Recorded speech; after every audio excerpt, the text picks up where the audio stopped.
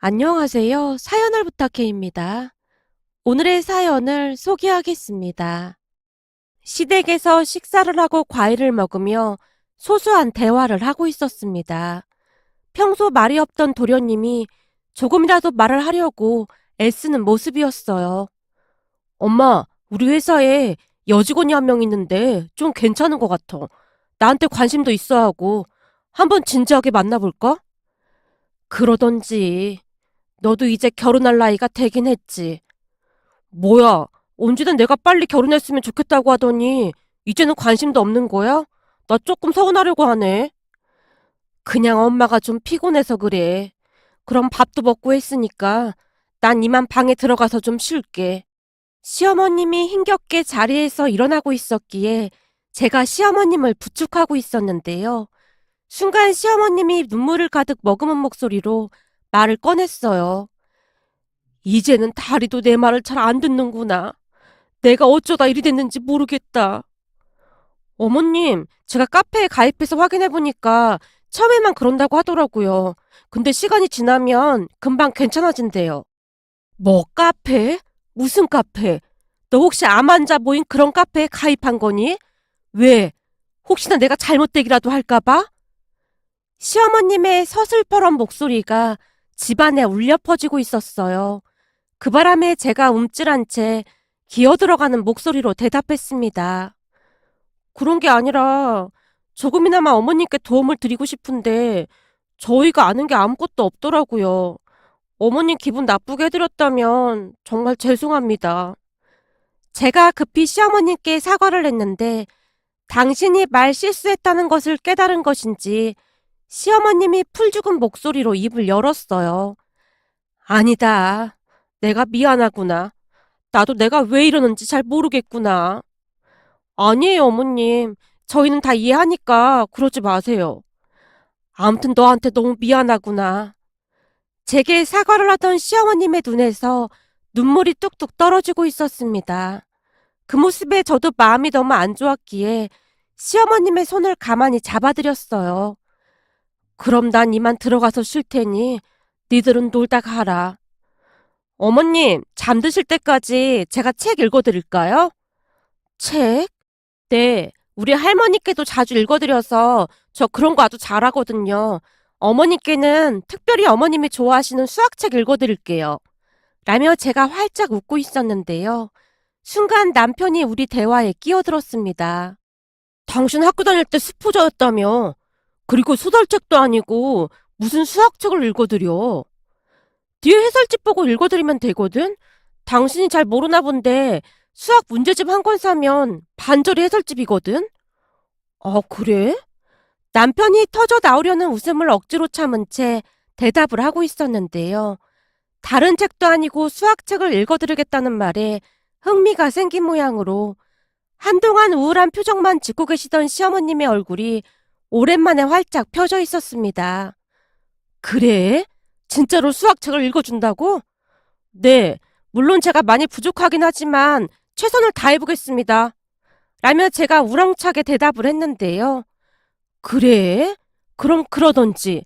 근데 책은 무슨 책으로 할 건데? 우리 집에 있는 책은 다들 너무 두꺼워서. 그럴 줄 알고 제가 수학 문제집 한 권을 가지고 왔습니다. 거기다 집에서 몇 번 연습까지 하고 왔어요. 제가 백 안에서 수학 문제집을 꺼내서 시어머님을 모시고 방 안으로 들어갔습니다. 사실 우리 시어머님은 오랫동안 수학 선생님으로 근무를 하셨어요. 하지만 갑작스레 암이 생기는 바람에 어쩔 수 없이 퇴직을 하셨습니다. 시어머님은 수학 선생님답게 수학 문제를 풀 때가 가장 행복하다고 할 정도로 수학을 정말 좋아했습니다. 머릿속이 온통 문과로 구성되어 있던 제게 시어머님은 그저 위대해 보일 뿐이었어요. 그렇게 회설지를 보며 수학 문제집을 읽어드리기 시작했는데요. 아무래도 수학에 대한 이해가 깊지 못했던 저로 인해 답답했던 모양으로 시어머님이 벌떡 일어나서는 제게 말을 했어요. 얘, 넌 그거 무슨 문제인지 알고 읽는 거니? 수학은 입으로 읽는다고 풀리는 게 아니야. 가서 볼펜이랑 연습장 좀 가지고 와봐라. 지금이요? 어머님 피곤하시다면서요. 아니야. 갑자기 피곤한 게 싹 사라졌어. 얼른 가서 가지고 와봐. 내가 잘 알려줄게. 제가 볼펜과 연습장을 가지고 왔고 시어머님이 저를 옆에 앉히고는 열심히 수학 문제를 가르쳐주고 있었는데요. 조금 전에도 말씀드렸듯이 저는 수학 공포증이 있다고 할 정도로 수학을 싫어했고 정말 못했습니다. 한마디로 수포자였으니까요.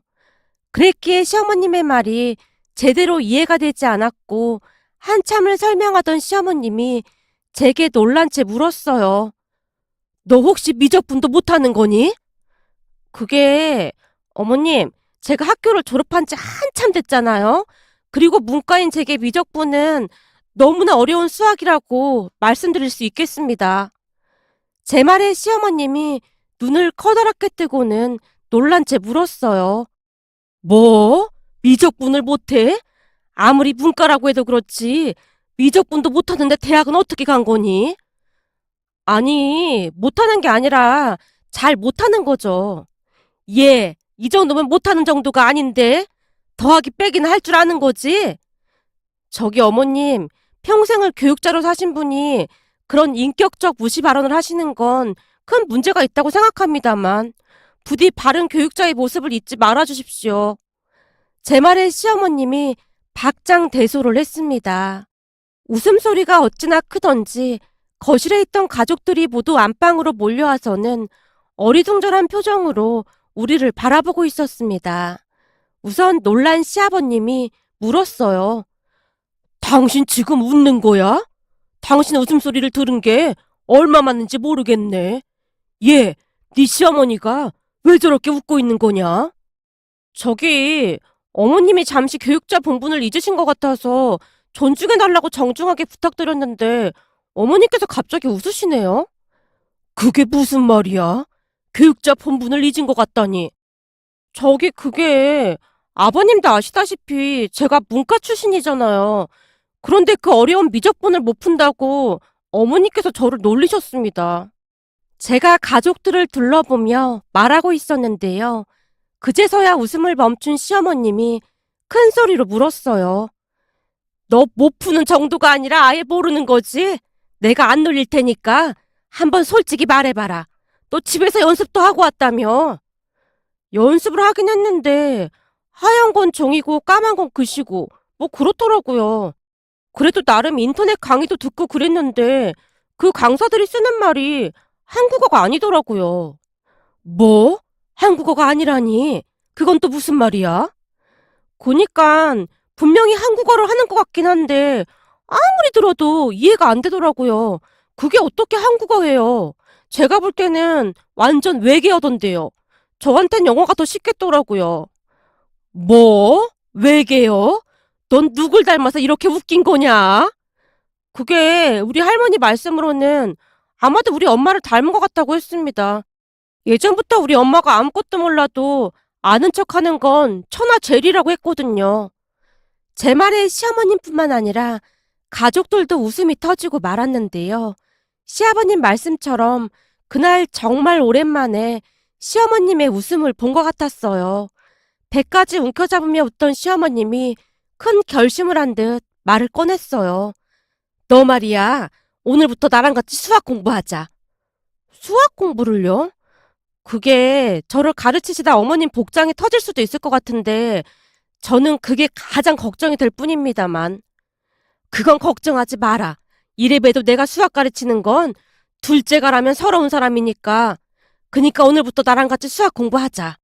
순간 시아버님과 눈이 마주쳤는데 왠지 모르게 간절해 보이는 눈빛이었습니다. 그렇게 제가 기어들어가는 목소리로 대답을 했습니다. 근데 저는 괜찮은데 괜히 저 때문에 어머니께서 스트레스 받으실까봐 그게 진짜로 걱정이에요. 그건 걱정하지 마라. 내가 알아서 할 테니까. 그럼 저 가르치시다가 막 소리를 지르시거나 그러면 절대 안 됩니다. 알겠죠? 알았어. 내가 약속하마. 근데 너도 복습 철저히 해야 한다. 그건 약속 지킬 수 있어요. 우리가 대화하는 모습에 시아버님의 눈시울이 붉어져 있었는데요. 잠시 후 집을 나서는 우리 뒤를 시아버님이 따라 나서서는 차에 타기 전 나지막한 목소리로 말을 했어요. 정말 고맙구나. 네 덕분에 진짜 오랜만에 네 시어머니 웃음소리를 다 들어보는 것 같구나. 아니에요. 근데 진짜 저 가르치시다가 스트레스 받으시는 거 아닌지 모르겠어요. 그건 걱정하지 마라. 내가 보기엔 네 시어머니 눈이 오랜만에 반짝반짝 빛나고 있으니까.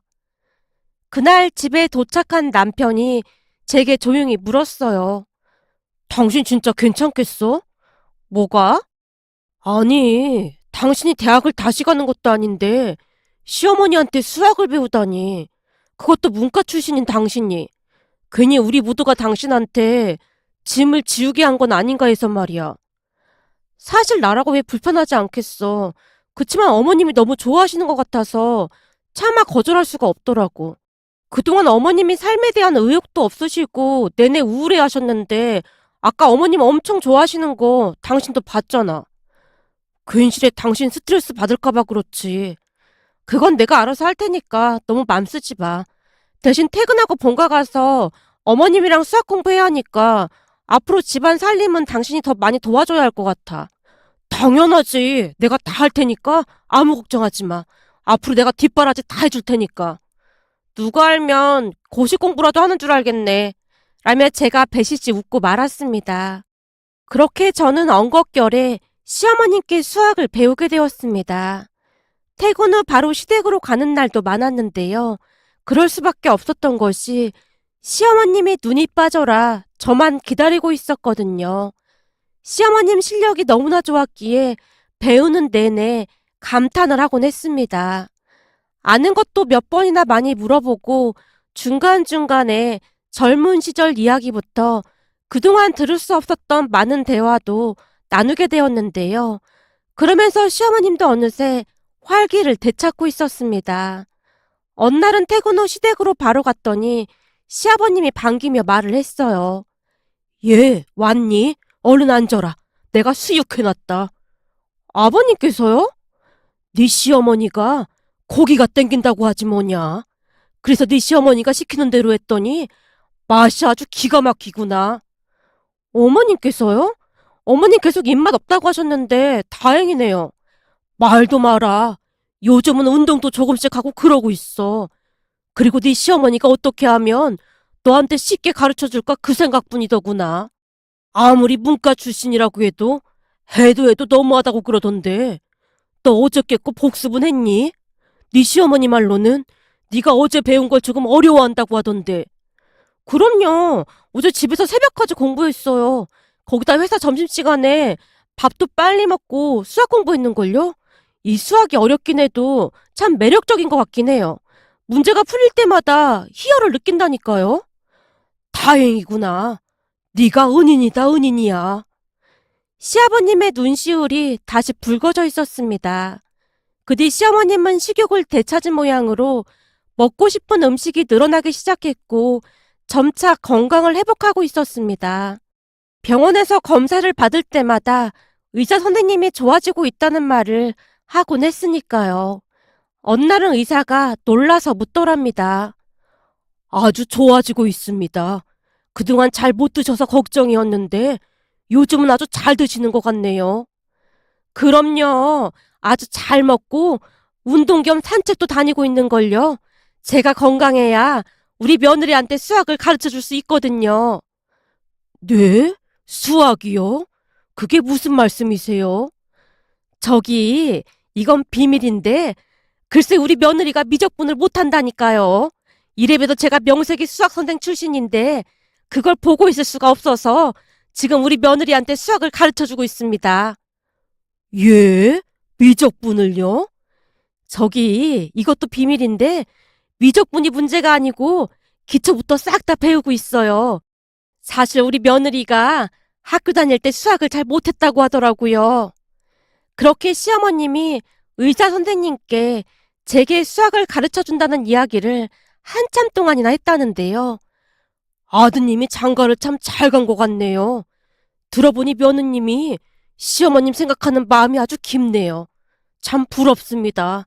우리 며느리는 찬바람이 쌩쌩 불거든요. 암튼 앞으로도 며느리 수학 가르쳐 주셔야 하니까 식사도 잘하시고 운동도 잘하셔야 합니다. 라며 의사가 당부까지 했다네요. 어느 날은 제가 시어머님을 모시고 정기 검진을 다녀온 적이 있었는데요. 의사가 궁금한 듯 묻기도 했어요. 저기, 수학 진도는 어느 정도 나갔나요? 이제는 미적분 풀 수 있나요? 네? 교수님이 그걸 어떻게 아세요? 제가 놀라서 묻고 있었는데요. 시어머님의 의사에게 마구마구 눈을 깜빡이며 말리고 있었어요. 그 모습에 의사가 뻘쭘한 듯 급히 입을 다물어 버렸고요. 병원을 나서면서 제가 시어머님을 추궁하기 시작했어요. 어머님, 설마 제가 수학 못한다고 여기저기 다 소문내고 다니신 건 아닌 거죠? 아니야. 난 모르는 일이야. 근데 저 교수님이 어떻게 아시는 거예요? 그건 나도 잘 모르지. 시어머님이 급히 말을 돌리고 있었습니다. 하지만 시어머님의 얼굴 표정은 그 어느 때보다 밝아 보였어요. 그러던 어느 날은 제가 임신까지 하게 돼서 집안이 축제 분위기가 되었습니다. 그런데 제 임신 소식을 듣자마자 시어머님의 눈이 더욱 반짝이고 있었어요. 예, 이제부턴 더 열심히 수학 공부를 해야겠구나. 엄마, 이 사람 임신이라 힘든데 이제 그만하는 건 어떨까? 그만한다고? 시어머님이 풀죽은 목소리로 말을 하고 있었기에 제가 급히 말을 꺼냈어요. 제가 어디서 들었는데 태교로 일부러 수학 문제 푸는 사람들도 많다고 하더라고요. 계속해도 될 것 같아요. 당신 괜찮겠어? 남편이 걱정스레 묻고 있었지만 제가 괜찮다고 했고 그 뒤로도 우리는 계속해서 수학 공부를 했습니다. 시어머님 건강이 좋아지면서 시어머님이 우리 집에 와서 가르쳐 주시는 날이 많았기에 어느 날은 우리 엄마와 마주치게 되었는데요. 시어머님을 보자마자 엄마가 고마운 듯 말을 꺼내기도 했어요. 사부인, 저는 우리 딸 머리가 돌머리인 줄 알았잖아요. 예? 돌머리요? 세상에 학교 다닐 때 좋은 대학 좀 보내보려고 과외도 시켜보고 그랬는데 어느 날은 수학 과외 선생님이 도저히 못 가르치겠다고 두 손 두 발 다 들고 간 적도 있었거든요. 근데 사부인이랑 같이 공부하면서 그동안 풀리지 않았던 미적분이가 뭔가를 풀 수 있게 됐다고 아주 난리도 아니더라고요. 근데 아무리 봐도 사부인 실력이 진짜 좋은가 봅니다. 대체 어떻게 하셨길래 돌머리가 미적분을 풀게 됐을까요? 라고 물었는데요. 엄마의 표정이 너무나 진지했던 나머지 시어머님이 웃음을 터뜨리고 말았어요. 그렇게 저는 막달 때까지 태교를 한다는 마음으로 열심히 공부를 했습니다. 그런데 그 뒤 기적이 일어날 줄 누가 알았겠습니까? 우리 아들이 자라면서 수학에 천부적인 재능이 있다는 걸 알게 되었거든요. 급기야는 영재검사에서 수학 영재로 확인이 되었습니다. 어느 날은 친정에 갔더니 동생과 제부가 저를 기다리다가 급히 말을 꺼냈어요. 언니, 우리가 곰곰이 생각해봤는데 준서 말이야. 절대 그럴 수가 없거든? 우리 준서가 왜? 그렇잖아. 내가 듣기로는 아빠 머리보다 엄마 머리를 더 많이 닮는다고 하던데 언니는 옛날에 수포자였잖아. 근데 준서가 수학 영재라니 이게 말이나 되는 소리야? 네가 잘 몰라서 그러는데 나 이제는 옛날에 그 수포자가 아니거든. 준서가 내 머리를 닮은 게 확실하다 이 말이야. 너도 알다시피 이게 다 우리 시어머님 덕분이야. 그니깐 사돈어르신이 언니한테 수학을 가르치실 정도면 나도 할 수 있을 것 같거든? 학교 다닐 때 내가 언니보다 수학은 훨씬 잘했잖아. 그래서 하고 싶은 말이 뭔데? 그래서 말인데 사돈어르신께 나도 수학 좀 가르쳐달라고 하면 안 될까? 뭐? 우리 어머님께? 아무리 그래도 사돈인데 그건 좀 그렇지 않니? 사돈 사이가 좀 불편한 사이인데 시댁으로 가서 받기도 그럴 것 같고. 그니까 언니가 말 좀 잘해주면 안 될까? 내가 이 나이에 어디 가서 수학을 배우겠어. 요즘은 스터디 카페 같은 곳에서 공부해도 된대. 언니가 한 번만 물어주면 안 될까? 제발. 제 동생이 어찌나 간절하게 묻던지 거절을 하지 못한 채 어쩔 줄을 몰라 하고 있었는데요. 남편이 먼저 입을 열었습니다. 내가 보기엔 우리 엄마도 좋아하실 것 같은데? 엄마 누구 가르쳐주는 거 무진장 좋아하시잖아. 그래도 좀 그렇지 않나? 제가 다시 걱정스레 대답을 하고 있었는데요. 동생이 급히 대화에 끼어들었습니다. 우린 수업료도 낼게. 그래야 나도 덜 죄송할 것 같아서 말이야. 그 뒤 제가 시어머님께 조심스레 말을 꺼내봤는데요. 제 말을 듣자마자 시어머님이 좋아서 어쩔 줄을 몰라 하셨어요. 정말이니? 진짜로 나한테 수학을 배우고 싶다고 했단 말이야? 네, 꼭 배우고 싶다고 하긴 했는데 아무래도 불편할 것 같아서 걱정이에요. 아니다, 난 할 수 있어. 내가 해줄게. 정말이요? 그럼 너도 알다시피 내가 너 수학 가르쳐주면서 암도 완치됐잖니. 그게 나한테는 보약이나 마찬가지야. 그러니까 같이 하자고 전해라. 라며 시어머니께서 문제집을 산다며 서점으로 향했습니다. 그렇게 제 동생도 임신한 상태로 시어머니께 수학을 배우게 되었습니다. 시어머님 말씀으로는 동생이 저보다 더 열성이라고 했는데요. 수학 영재인 우리 아들을 보고 더욱 그랬던 것 같았습니다. 동생 친한 친구가 마트에서 문화센터 매니저로 근무를 하고 있었는데 제 동생 이야기를 듣더니 눈까지 반짝이며 우리 시어머님을 강사로 초빙하고 싶다고 했다네요. 어느 날 시어머님이 제게 물었어요. 얘, 나보고 마트 문화센터 강사로 임산부 태교 관련 수학 강의를 해보라고 제안을 했다는데 네 생각은 어떻니? 괜찮을까? 정말요? 당연하죠. 제가 보기엔 문화센터 매니저가 보는 눈 있는 것 같네요. 어쩜 한 번에 알아봤을까요? 너무 그렇게 띄우지 마라. 근데 내가 진짜로 잘할 수 있을까?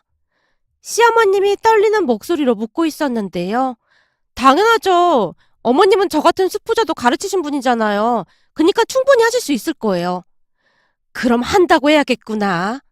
라며 시어머님이 수줍게 웃고 계셨습니다.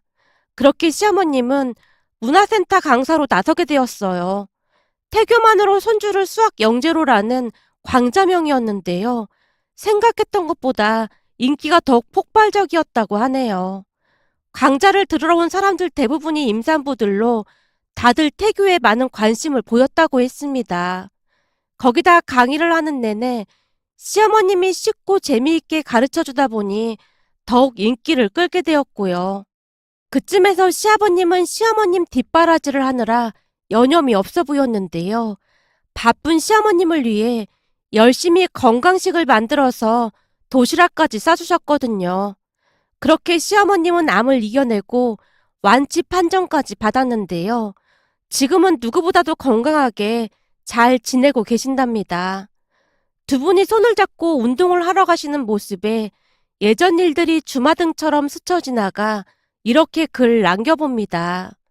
우리 시부모님께서 건강하게 오래오래 우리와 함께하길 간절히 바라봅니다. 오늘의 사연은 여기까지였습니다. 즐겁게 보셨다면 구독, 좋아요 부탁드립니다. 고맙습니다.